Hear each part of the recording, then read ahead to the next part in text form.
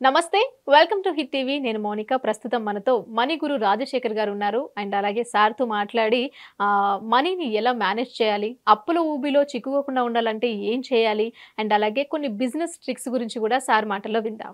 నమస్తే సార్, ఎలా ఉన్నారు సార్? చాలా రోజుల తర్వాత సార్. ఇంతకుముందు ప్రీవియస్ వీడియోస్లో చాలా మంచి మంచి ఏమంటారు మాటలు చెప్పారు. మనీలో అంటే మనీ ట్రాప్లో ఎలా చెక్కుకోకూడదు, అప్పులో ఉన్న వాళ్ళు ఏం చేయాలి, బిజినెస్ చేస్తున్న వాళ్ళు ఏం చేయాలి, ఇలాంటి చాలా మంచి మాటలు చెప్పారు. అండ్ అలాగే ఈరోజు మన ఎపిసోడ్లో అండ్ మనీ మేనేజింగ్ గురించి కొన్ని ఐడియాస్ మీ మాటల్లో చెప్పండి. తప్పకుండా. ఇప్పుడు మనీ మేనేజ్మెంట్ గురించి కావాలి. ఓకే, ఇక్కడ పాయింట్ ఏంటంటే ఫస్ట్ అండ్ ఫార్మోస్ట్ మనం అర్థం చేసుకోవాల్సింది, నా 25 years ఆఫ్ ఎక్స్పీరియన్స్లో 90% of the people focus on money earning. అంటే డబ్బు సంపాదించడం మీద బాగా ఫోకస్ పెడతారు. డబ్బు సంపాదించాలి, డబ్బు సరిపోవట్లేదు, లేదా డబ్బు నా సంపాదన పెరగాలి, లేదా నాకు ఇదిగో 50,000 వస్తుంది సరిపోవట్లేదు, 1,00,000 వస్తుంది సరిపోవట్లేదు, పెరగాలి పెరగాలి పెరగాలి. అయితే ఇక్కడ పాయింట్ ఏంటంటే మనీ విషయంలోకి వచ్చేసరికి మనీ సంపాదించటం కంటే మనీ మేనేజ్ చేయటం రావాలి. మనీ మేనేజ్ చేయడం అంటే at the end of the day మీరు చూసుకోండి, ఎంత సంపాదించామనే దానికంటే ఎంత నిలబెట్టుకున్నావు అనేది నీకు ఫ్యూచర్ని ఇస్తుంది, ఎంత మీరు నిలబెట్టుకున్నావు అనేది నీకు లైఫ్ని ఇస్తుంది. అంటే at the end of the day కొన్ని కోట్లు సంపాదించిన వాళ్ళు ఉంటారు, మన సెలబ్రిటీస్, సినీ యాక్టర్స్ కావచ్చు, టీవీ ఆర్టిస్టులు కావచ్చు, లేదా స్పోర్ట్స్ మెన్ కావచ్చు. మనం చూస్తే వాళ్ళ కెరీర్ పీక్లో ఉన్నప్పుడు కొన్ని కోట్లు సంపాదించుంటారు. కానీ at the end of the డేకి వచ్చేసరికి మళ్ళీ వాళ్ళకి మామూలు జీవితాన్ని గడపడానికి కూడా ఇబ్బందులు పాలవుతూ ఈ మధ్య ఫేస్బుక్లో చూస్తాం, యూట్యూబ్ వీడియోలో చూస్తుంటాం. ఒకప్పుడు బాగా టాప్ స్టార్ అయిన వ్యక్తి ఇబ్బందులు పడుతూ మళ్ళీ దానికి వేరే వాళ్ళు కాంట్రిబ్యూట్ చేస్తూ, వాళ్ళ హెల్త్ కండిషన్స్కి వేరే వాళ్ళు కాంట్రిబ్యూట్ చేయడం, ఇవన్నీ జరుగుతుంటాయి. అయితే ఇక్కడ పాయింట్ ఏంటంటే ఈ మనీ సంపాదించడం ఎంత ఇంపార్టెంటో ఆ మనీని మేనేజ్ చేయడం నేర్చుకోవడం కూడా అంతే ఇంపార్టెంట్. ఈ మేనేజ్ చేయడం రాకపోతే మనకి ఎంత డబ్బు వచ్చినా కానీ అది నిలబెట్టుకోలేము. దానికి మంచి ఎగ్జాంపుల్ ఏంటంటే, మనకి దీని 99.99% ఆఫ్ ది లాటరీ విన్నర్స్ కానీ, మన టీవీ గేమ్ షో విన్నర్స్ కానీ, లేకపోతే ఏదైనా విండ్ఫాల్ జాక్పాట్ లాంటిది కొట్టిన వాళ్ళు కానీ, వాళ్ళు కొట్టిన తర్వాత వచ్చిన కోట్ల రూపాయలను కూడా ఒక 6 to 1 year మధ్యలో, 6 months to 1 year మధ్యలో వాళ్ళు మళ్ళీ బ్యాక్ టు స్క్వేర్ వన్ వెళ్ళటం అనేది 99.99% ఇట్స్ ఏ వరల్డ్ సర్వే. దానికి బాగా ఎగ్జాంపుల్ మీకు కావాలి అంటే కనుక, మన కౌన్ బనేగా కరోడ్పతిలో సుశీల్ కుమార్ అనే ఆయన ఇప్పటివరకు హయ్యెస్ట్ విన్నర్, 5 crores. 5 crores గెలిచారు. ఆ 5 crores గెలిచిన తర్వాత, ఆ 5 crores గెలిచేటప్పుడు తను ఒక 12,000 ఎంతో సంపాదించి ఒక టీచర్ 5 crores సంపాదించాడు. ట్యాక్సెస్ అన్నీ పోను దాదాపు 3 crores 60 to 70 lakhs దగ్గర he got lump sum money in to his hands. So 3 crores 70 lakhs అనేది ఒక విధంగా చూసుకుంటే ఆన్ అన్ యావరేజ్ ఒక మంచి అమౌంట్, లేదా చాలామందికి జీవితాలు సెటిల్ చేసే అమౌంట్. ఇక జీవితంలో మళ్ళీ వెనక్కి తిరిగి చూసుకోవాల్సిన పని లేదురా అనుకునేటటువంటి అమౌంట్.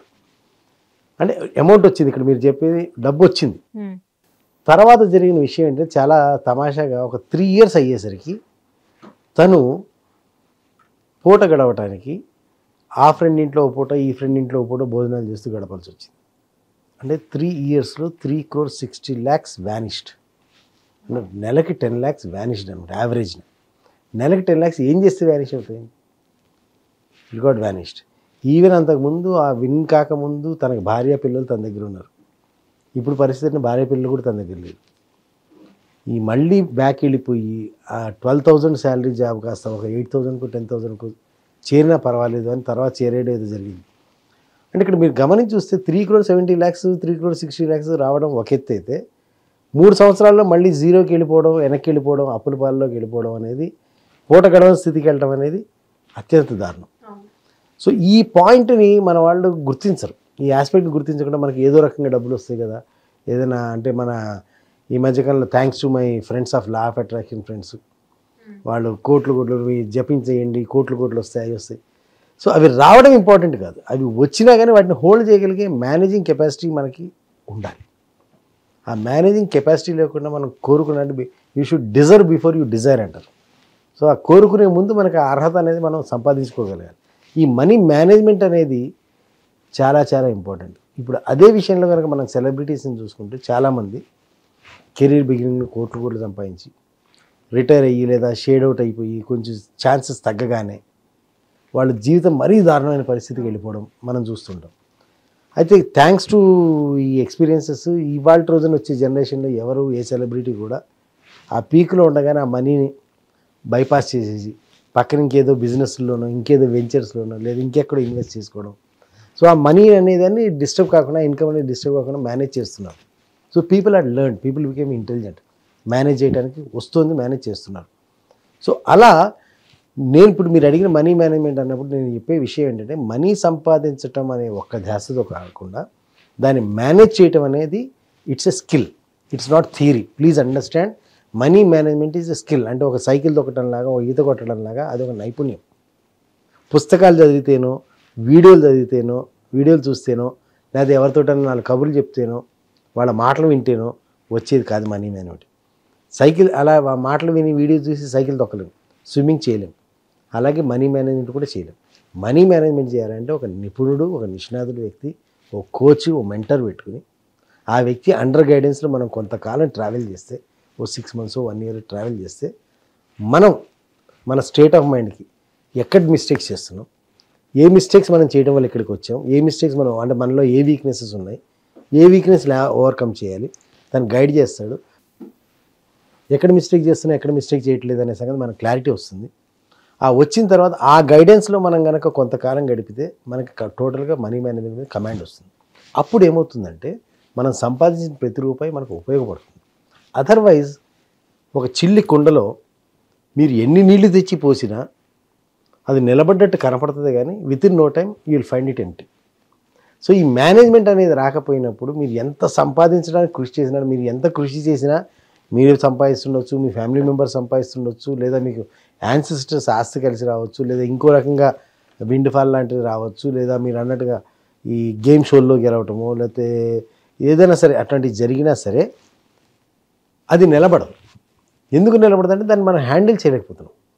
ఈ హ్యాండిల్ చేయలేకపోతున్నప్పుడు, మేనేజ్ చేయలేకపోతున్నప్పుడు మనకి ఎంత వచ్చినా కానీ waste. So I request, I suggest are instruct ఏదైనా అనుకోండి, ఒక 20 సంవత్సరాలు మనీ అనే దాని మీద రీసెర్చ్ చేసిన వ్యక్తిగా నేను చెప్పేది ఏంటంటే డబ్బు సంపాదించడం ఎంత ముఖ్యమో దాన్ని మేనేజ్ చేయటం రావడం అంతకంటే ముఖ్యం.